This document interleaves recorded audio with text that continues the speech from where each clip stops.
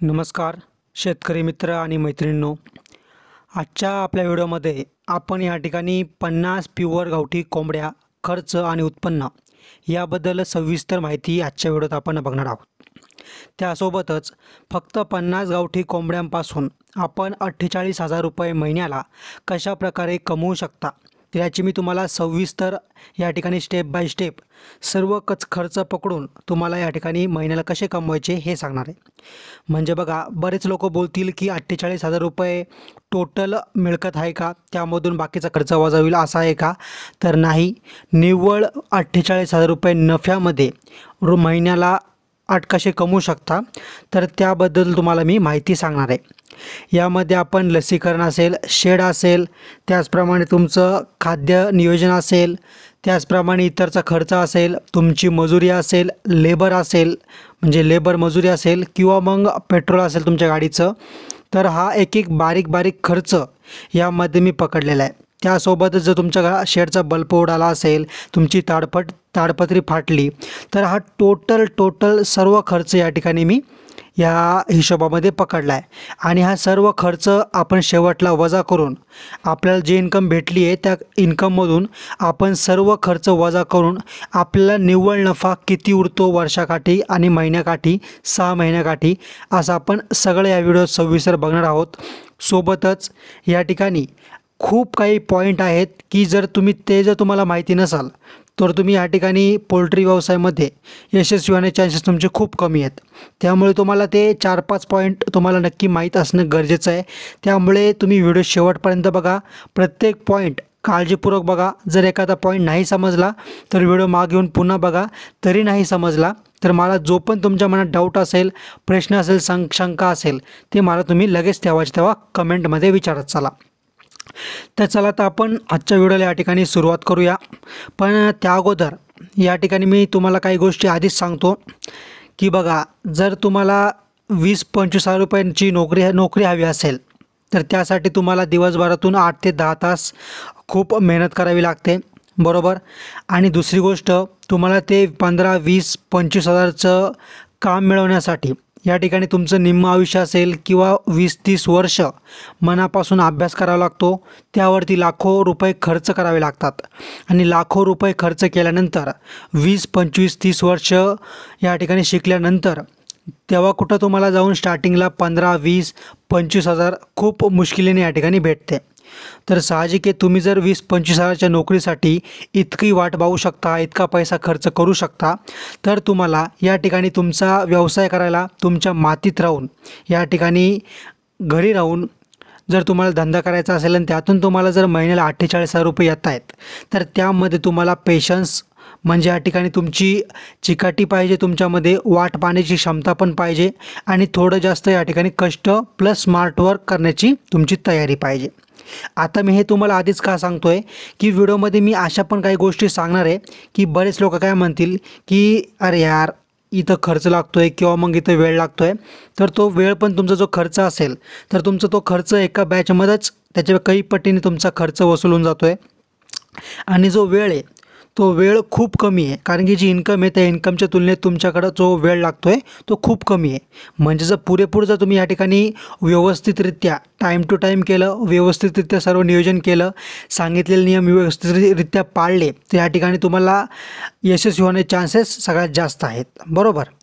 तर बघा, आजच्या व्हिडिओला आपण या ठिकाणी प्रॉपर सुरुवात करूया। पण त्या अगोदर सर्वांनी आपल्या व्हिडिओला लाईक करा आणि चॅनलला सबस्क्राईब करून बेल आयकॉनला क्लिक करा, म्हणजे नवनवीन व्हिडिओंचे अपडेट तुमच्यापर्यंत तुम्हाला नेहमी येत राहील।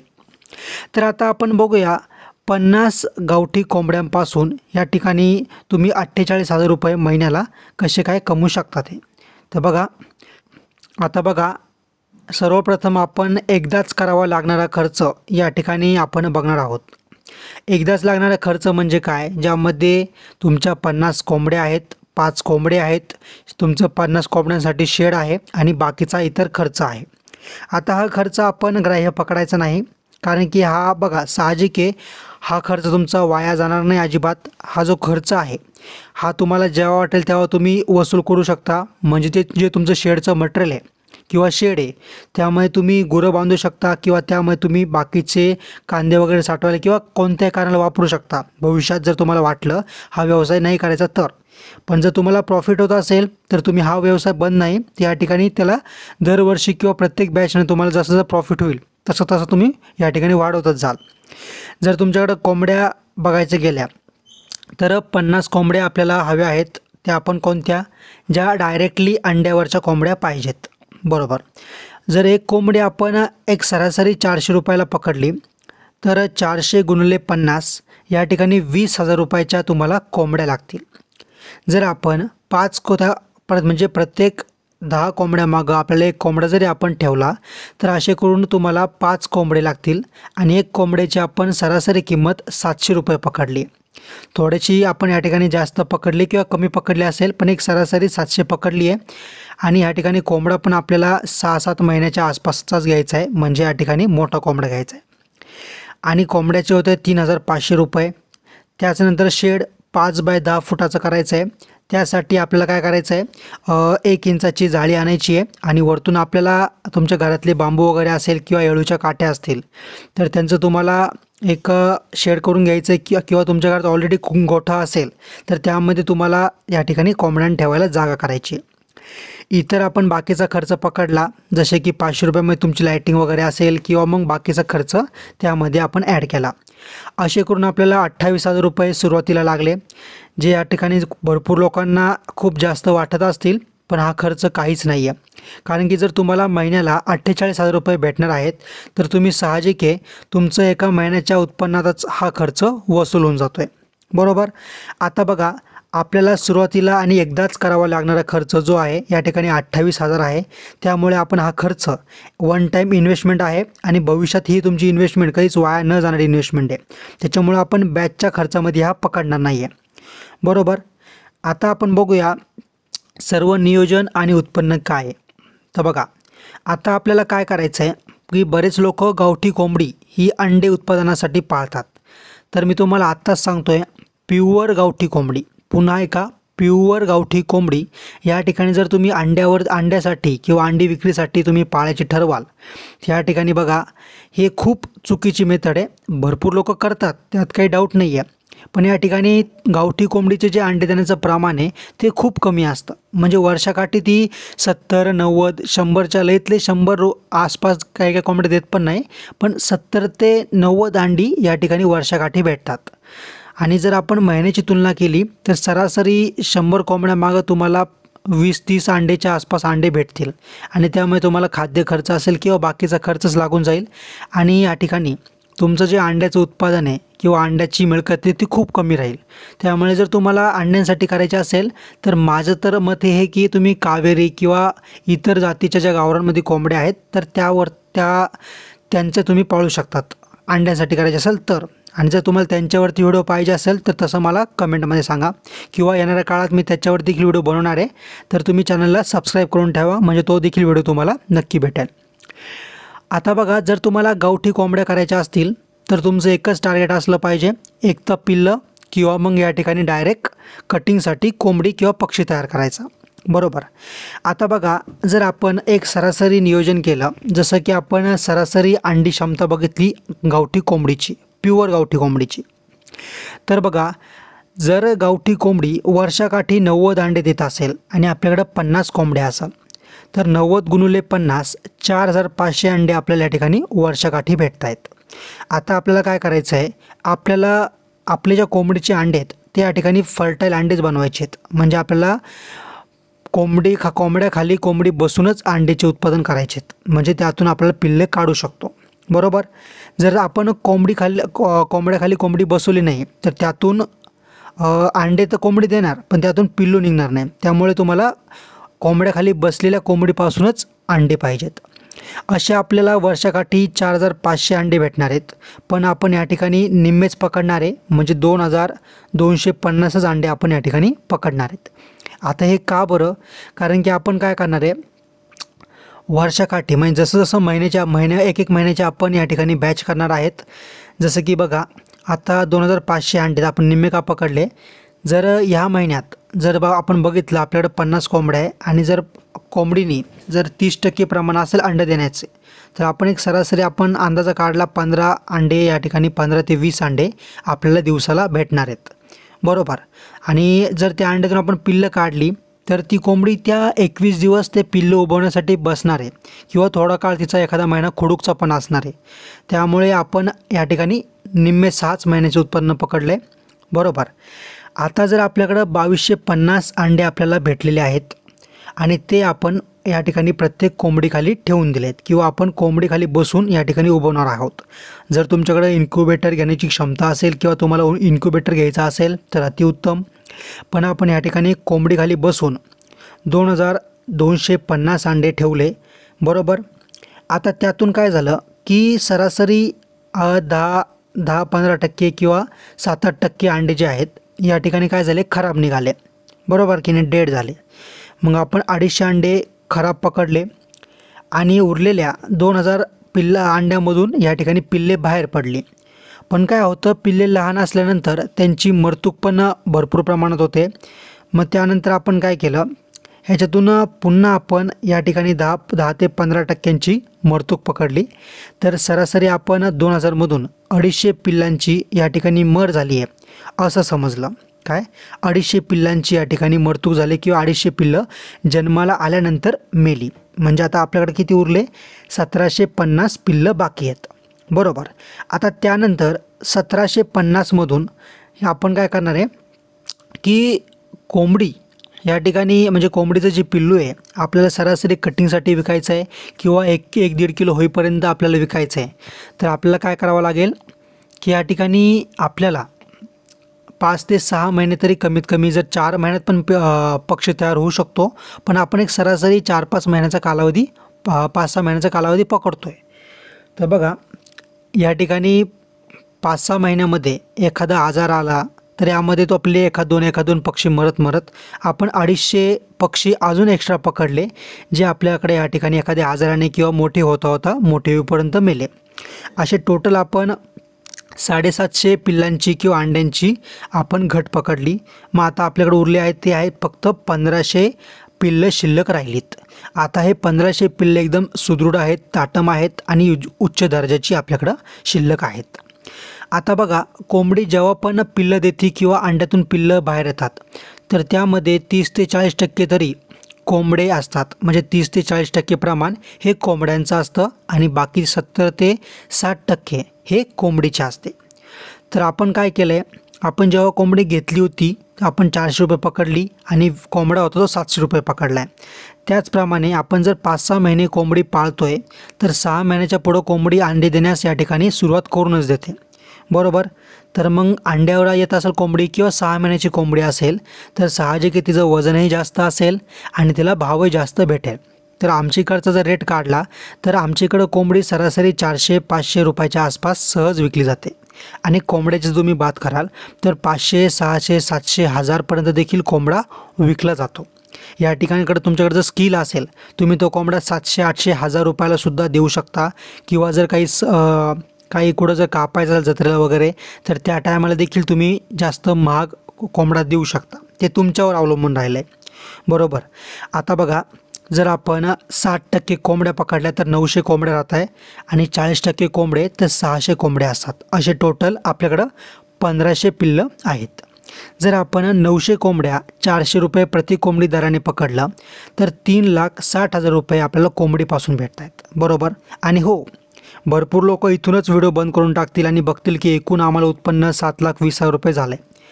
असं अजिबात नाही आहे. यामधून आपल्याला खाद्याचा खर्च वजा करायचा आहे, वॅक्सिनचा, लसीकरणाचा, शेडचा, चुन्याचा, त्याचप्रमाणे बाकीचा खर्च आहे, तुमचा पेट्रोल आहे, तुमची मजुरी आहे. असा प्रत्येक खर्च तुम्हाला अजून यामधून वजा करायचा आहे. आणि तुम्हाला निव्वळ नफा किती आहे, निव्वळ नफा पण याचा देखील आपला हिशोब करायचा आहे. त्यामुळे तुम्ही लगेच या ठिकाणी व्हिडिओ बंद करू नका, व्हिडिओ शेवटपर्यंत बघा, बरोबर. कारण की तुम्ही पूर्ण नॉलेज घ्या नाहीतर घेऊच नका, बरोबर. तर बघा आता जर आपण 40% आपल्याकडे कोंबड्या असतील म्हणजे 600 कोंबड्या असतील तर 600 एक कोंबडा आपण 600ला पकडला आहे म्हणजे विक्रीच्या टायमाला. तर 600 गुणिले 600 जर आपण केलं तर 6×6 = 36 म्हणजे 3,60,000 रुपयाचे आपल्याकडं कोंबडे विक्रीकून आपलं उत्पन्न भेटणार आहे. म्हणजे 3,60,000 आणि 3,60,000 असे मिळून 7,20,000 रुपये आपल्याला पिल्लं विकल्यानंतर या ठिकाणी आपल्याला इन्कम भेटणार आहे. किती? 7,20,000 रुपये. आणि हो, आता भरपूर लोक बोलतील की कोंबडी काय एका वेळेस 1500 पिल्लं देणार आहे का? अरे बाबांनो, तसं नाही आहे. बघा, कोंबडीची काय करायची, आपल्याला दर महिन्याची बॅच काढायची आहे. म्हणजे बघा, आता बरेच लोक बोलतील की कोंबडी ती 2-3 महिने तर पिल्लांना सांभाळणार, तर ती अंडे कधी देणार? तर त्याच्यासाठी पण एक वेगळं नियोजन आहे. त्याच्यावरती पण आपण व्हिडिओ बनवणारच आहे. पण तुम्हाला थोडक्यात मी सांगतो, जेव्हा कोंबडीनी 21 दिवसानंतर पिल्लं दिली, तर त्यानंतर तुम्हाला 1-2 दिवसापासून या ठिकाणी वेगळी पिल्लं ठेवायची आहेत. त्यांची ब्रूडिंगची वेगळी रूम तयार करायची आहे. आणि कोंबडी जी आहे तिचा खुडूकपणा तुम्हाला घालून परत अंडे देण्यासाठी तिला तयार करायचं आहे. आता खुडूकपणा कसा घालवायचा, परत कोंबडी कशी तयार करायची, ब्रूडिंग कशी तयार करायची. आता बघा, कुक्कुटपालन म्हणल्यानंतर तुम्हाला अनेक प्रकारचे प्रश्न पडणार आणि जितकं सोपं वाटतं तितकं सोपं पण नाही आहे, पण इतकं पण अवघड नाही आहे की जे तुम्ही करू शकत नाही. कारण की तुम्ही जर एखाद्या कंपनीत जाऊन जॉब करत असाल तर त्यापेक्षा कैक पटीने जर तुम्ही तर मनापासून काम केलं तर तुम्हाला हमखास यश भेटणार. बरोबर. आणि बघा, त्याचं देखील मी नियोजन तुम्हाला सांगणार आहे. पण सध्या तर आपण ह्या टॉपिकवर बोलूया. तर बघा, 7,20,000 रुपये जर तुम्हाला विक्रीपासून मिळत असेल तर त्यातून आपला जो खर्च आहे तो आपण बघूया आणि याच्यातून वजा करूया. आता बघा, बरेच लोक काय बोलतील की सर असा खर्च येतो, तसा खर्च येतो, हा खर्च येतो, तो खर्च येतो. तर मी या ठिकाणी जास्तीत जास्त खर्च पकडण्याचा प्रयत्न केला आहे. जर खर्च कमी होत असेल, जास्त होत असेल किंवा चुकत असाल तर तुम्ही देखील मला सांगू शकता. कारण की या ठिकाणी मीच हुशार असं मी मानून नाही चालत आहे. जर माझं काही चुकत असेल तर तुम्ही मला बिंदास कमेंटमध्ये सांगू शकता. आता बघा, आपण काय केलं आहे, 7,20,000 रुपये आपल्याला विक्रीपासून भेटलेले आहेत. आणि आता आपण काय करणार आहे, प्रत्येक बॅचला लागणारा खर्च काढणार आहोत. प्रत्येक बॅचला म्हणजे सरासरी आपण 1 वर्ष जितके आपण बॅच काढणार आहे तो खर्च आपण या ठिकाणी काढणार आहोत. आता बघा, या ठिकाणी जे पिल्लू असतं किंवा कोंबडी असते ते सरासरी 1 किलो होईपर्यंत 3 ते 4 किलो खाद्य खातं, म्हणजे अन्न खातं. आता जर आपण बघितलं तर आपल्याकडं 1500 पक्षी आहेत आणि जर ते 3 किलो खाद्य खात असतील विक्री येईपर्यंत तर सरासरी 4,500 किलो खाद्य त्यांना खायला लागणार आहे. म्हणजे 100% खाद्य 4,500 किलो लागणार आहेत. बरोबर. पण काय करायचं आहे, जर तुम्हाला पिल्लांसाठी तुम्ही कोंबडी पालन करतायत तर तुम्हाला काय करायचं आहे, अर्धबंदिस्त करावं लागेल. कारण की जेव्हा तुम्ही अर्धबंदिस्त कराल तेव्हाच तुम्ही नफ्यामध्ये राहाल. का? कारण की जर तुम्ही विकतच खाद्य देण्याचं ठरवलं त्या ठिकाणी तुम्हाला भरपूर प्रमाणात खाद्य लागेल. आणि कोंबडी जर तुम्ही मोकळी सोडणार नाही तर गावठी कोंबडी ही निसर्गात राहणारी रानटी कोंबडी आहे. बरोबर. ती जोपर्यंत जमीन उकरून खाद्य खाणार नाही, बरोबर. कारण की गावठी कोंबडी अशी जाते, जर तुम्ही तिला धान्याच्या ढिगावर जरी बसवलं, काय तुम्ही जर धान्याच्या ढिगावर जरी बसवलं तरी ती खाली खड्डं, त्या धान्यामध्ये खड्डं खंदेल आणि त्यामधले धान्य ते उकरून खाईल, अशी तिची जात असते. बरोबर. आणि जर या ठिकाणी तुम्ही जर गावठी कोंबड्या बंदिस्त ठेवाल तर त्यांचे जे नैसर्गिक त्यांच्या क्रिया आहेत तर त्या पूर्णपणे होणार नाही. त्यामुळे तुम्हाला एका ठिकाणी सेपरेट उकिरडा करायचा आहे. ॲझोला असेल, विविध प्रकारची झाडांची पाने असेल. तर खाद्य नियोजनावरती एक स्पेशल व्हिडिओ मी बनवणार आहे. जर तुम्हाला अर्जंटमध्ये कोणता व्हिडिओ पाहिजे असेल तर मला कमेंट करून सांगा. आणि बघा, असे संपूर्ण खाद्य नियोजनाचा मी व्हिडिओ बनवणारच आहे. पण तुम्हाला काय करायचं आहे, तुमचं 60 ते 70% खाद्य जे आहे ते घरगुती तयार करायचं आहे. त्यामुळे तुम्हाला किडे पण मोठ्या प्रमाणात तयार करायला लागतील. कारण की त्यापासून देखील खूप मोठ्या प्रमाणात प्रोटीन भेटतं. आणि किडे एक असं खाद्य आहे की ज्यामधून खूप चांगलं प्रोटीन आणि फुकटमध्ये भेटतं. तर त्याबद्दल मी तुम्हाला सविस्तर नंतर सांगणारच आहे. पण बघा, आता जर आपण 30% विकत्रीचं आणि 70% घरगुती खाद्य देतो आहे, बरोबर.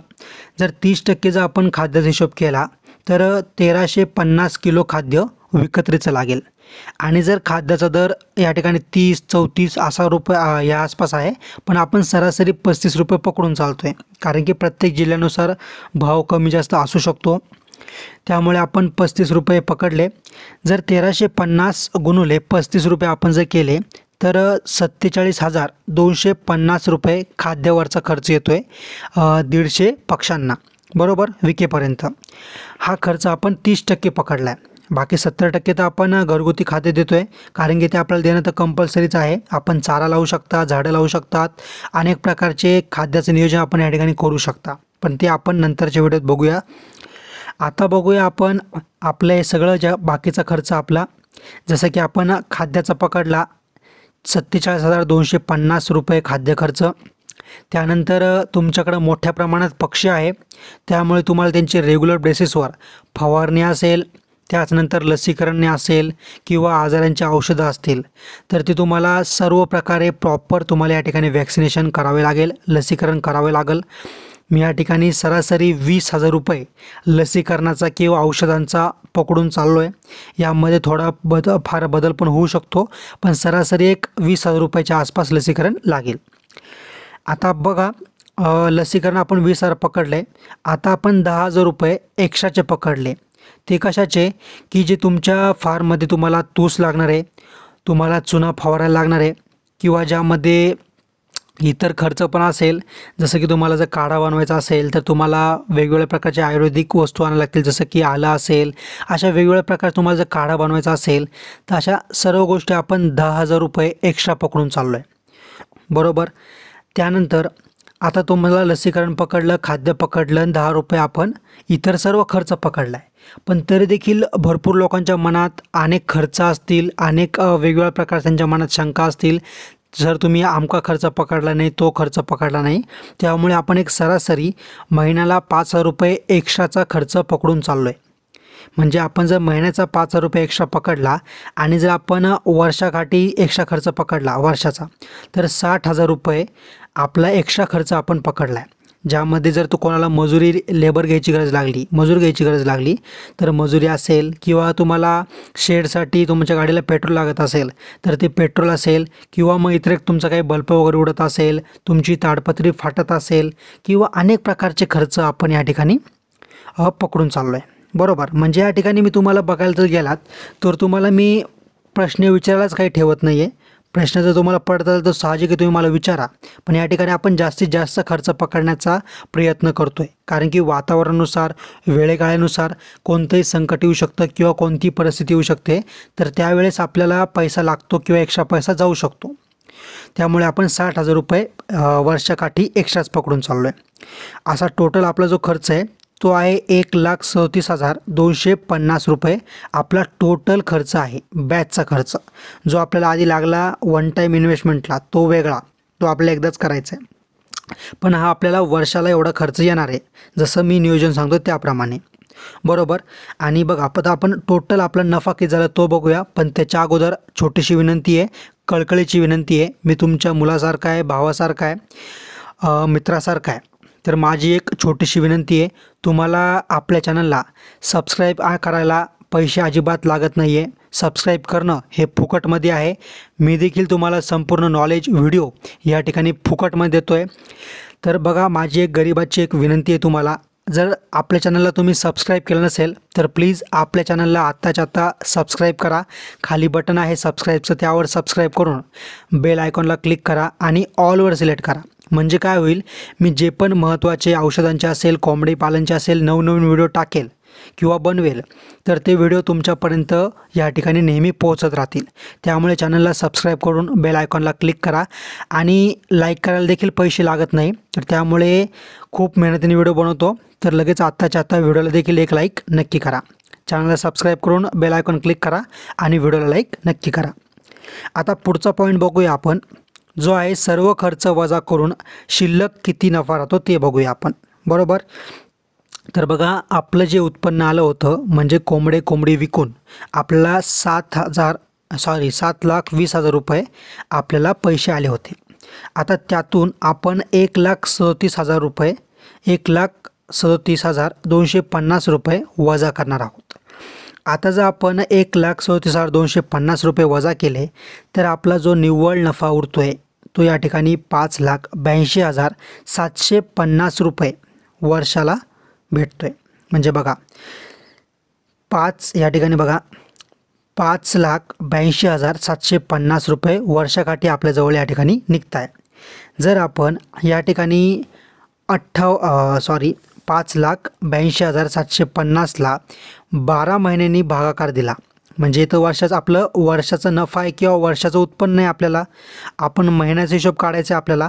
तर या ठिकाणी बघा, जर आपण 12ने या ठिकाणी भागाकार केला तर 48,000 आणि वरती काहीतरी पैसे निघत आहेत. या ठिकाणी वरती 400-500-600 रुपये वरती प्रति महिना, म्हणजे प्रति महिना 500-600 रुपये एक्स्ट्रा निघत आहेत. पण आपण या ठिकाणी सरासरी 48,000 रुपये प्रति महिना पकडून चाललो आहे. तुम्ही करून बघा. 5,82,750 भागाकार भागिले 12, त्या ठिकाणी 48,000 आणि वरती काहीतरी 400-500 रुपये 500-600 रुपये एक्स्ट्रा निघत आहेत. पण आपण सरासरी 48,000 रुपये प्रति महिना पकडून चाललो आहे.